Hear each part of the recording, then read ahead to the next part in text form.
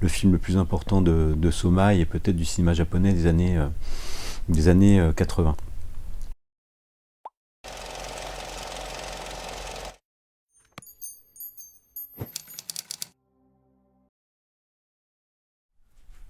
Typhoon Club. Un an après la sortie, la découverte pour une bonne partie du public français de l'œuvre de Sommeil avec le déménagement, c'est très réjouissant de voir que Survivance a un peu de suite dans les idées et propose la sortie de Typhoon Club 1985. Le déménagement c'était 93, donc on remonte un peu dans le temps dans la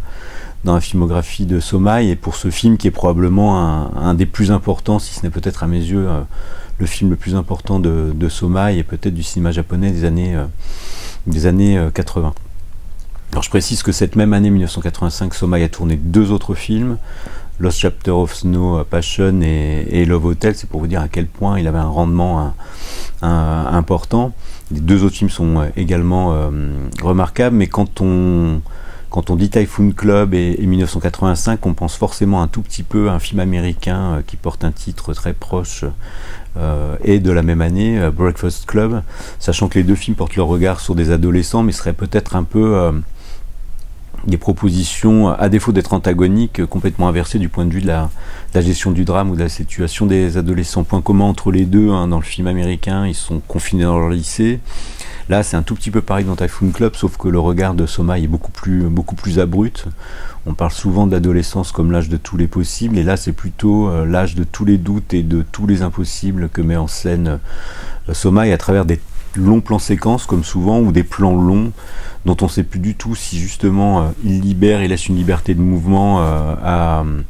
ces personnages, ou au contraire si la durée des plans les enferme. C'est toute l'ambiguïté ou la dimension relative de cette façon de les filmer ou de les accompagner dans cette déambulation enfermée ou close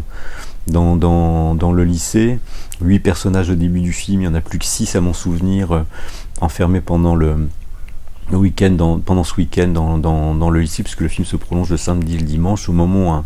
où un typhon annonce son arrivée et joue à la fois comme un élément dramatique très concret et complètement métaphorique de leur situation. Je ne vais pas en dire beaucoup plus, si ce n'est que je vous invite vraiment à découvrir cette merveille qu'est Typhoon Club, et puis rappeler combien ce cinéaste a été révéré par ses contemporains ou ceux qui ont prolongé le cinéma japonais ensuite, puisque Soma est souvent considéré par Koreeda ou Koshi Kurosawa, pour des raisons très différentes d'ailleurs chez l'un et chez l'autre, comme le cinéaste le plus important de sa génération au Japon.